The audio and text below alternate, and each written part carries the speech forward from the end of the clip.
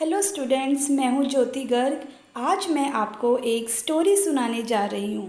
एक गांव में एक मूर्तिकार रहा करता था। वो काफ़ी खूबसूरत मूर्तियाँ बनाया करता था और इस काम से वो अच्छा कमा लेता था। उसे एक बेटा हुआ। उस बच्चे ने बचपन से ही मूर्तियाँ बनानी शुरू कर दी। उस बेटा भी बहुत अच्छी मूर्तियाँ बनाया करता था। उसका पिता अपने बेटे की कामयाबी पर खुश होता था, लेकिन हर बार बेटे की मूर्तियों में कोई न कोई कमी निकाल दिया करता था।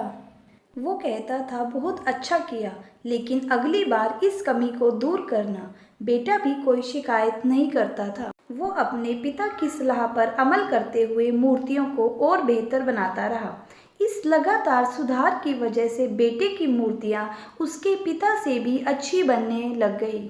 और ऐसा टाइम भी आ गया कि लोग बेटे की मूर्तियों को और अधिक पैसा देकर खरीदने लगे, जबकि उसके पिता की मूर्तियां पहले वाले कीमत पर ही बिकती रही।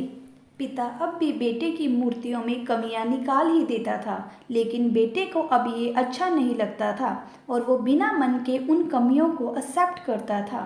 फिर भी अपनी मूर्तियों में सुधार कर ही देता था। एक टाइम ऐसा भी आया जब बेटे के सब्र ने जवाब दे दिया। उसका पिता जब कमियां निकाल रहा था तो बेटा बोला, आप तो ऐसे कहते हैं जैसे आप तो बहुत बड़े मूर्तिकार हैं। अगर आपको इतनी ही समझ होती तो आपकी मूर्तियां कम कीमत में नहीं बिकती। मुझे नहीं लगता कि मुझे आपकी सलाह लेने की ज़रूरत है। मेरी मूर्तियां परफेक्ट हैं। पिता ने बेटे की ये बात सुनी और बेटे को सलाह देना बंद कर दिया और उसकी मूर्तियों में कमियां निकालना भी बंद कर दिया। कुछ महीने तो वो लड़का खुश रहा, लेकिन फिर उसने नोटिस किया कि लोग उसकी मूर्तियों की उतनी तारीफ नहीं करते हैं जितनी पहले किया करते थे। उसकी मूर्तियों के दाम बढ़ने भी बंद हो गए। शुरू में तो बेटे को कुछ समझ नहीं आया, लेकिन फिर वो अपने पिता के पास गया और उसे समस्या के बारे में बताया। पिता ने बेटे को बहुत शांति से समझाया, जैसे उन्हें पहले से ही पता था कि एक दिन ऐसा भी आएगा। बेटे ने भी इस बात को नोटिस किया और पूछा, क्या आप जानते थे कि ऐसा होने वाला है? तो पिता ने कहा, हाँ, क्योंकि आज से कई साल पहले मैं भी इस हालात से टकराया था। बेटे ने सवाल किया, तो आपने मुझे समझाया क्यों नहीं? पिता ने जवाब दिया, तुम समझना ही नहीं चाहते थे। मैं जानता हूँ कि तुम्हारे जितनी अच्छी मूर्तियाँ मैं नहीं बनाता। ये भी हो सकता है मूर्तियों के बारे में मेरी सलाह गलत। ऐसा भी नहीं है कि मेरी सलाह की वजह से तुम्हारी मूर्ति बेहतर बनी हो, लेकिन जब मैं तुम्हारी मूर्तियों में कमियां दिखाता था तब तुम अपनी बनाई मूर्तियों से सेटिस्फाइड नहीं होते थे।